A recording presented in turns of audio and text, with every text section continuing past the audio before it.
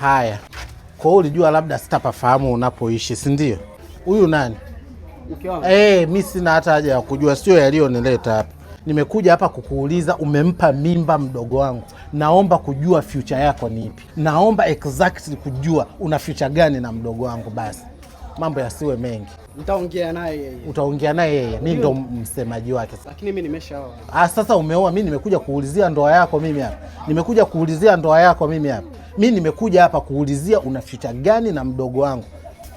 Usiniguse, nalipuka. Usiniguse. Wewe una shida ya shida yangu mimi nataka kujua una future gani na mdogo wangu basi. Mimba nimekupa wewe, nimempa dada.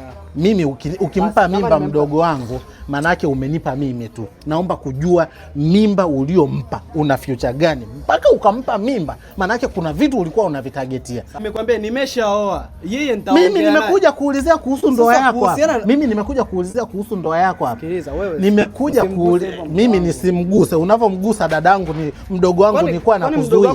Ninavomgusa mdogo wako, unavomgusa mdogo wangu nilikuwa nakuzuia mimi. Naomba ongea sasa hivi. Mambo yasiwe. Nitaongea na yeye. Nimetumwa hapa, mimi ndo msemaji wake. Basi nenda kabebe mimba njoo naye.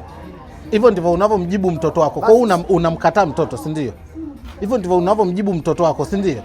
Wewe na wewe ungesogea huko, sogea hapa.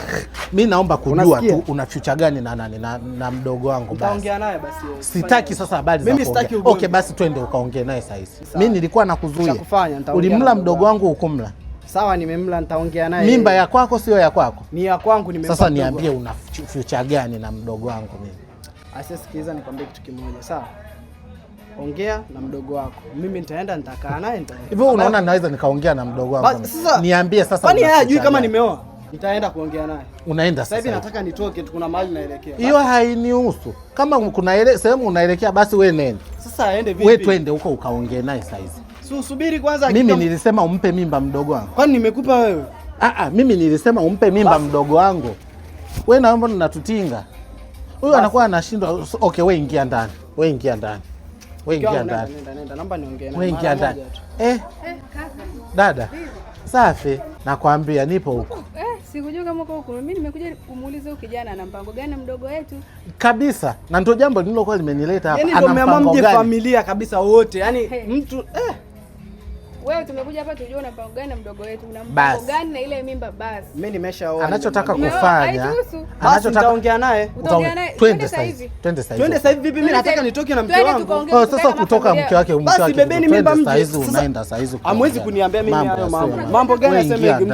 Acha twende na mke wangu. Twende huko na. Usiniambie mimi twende. Twende sasa hizi ukaongea. Unaenda kuongea naye sasa hizi tujue mwafaka.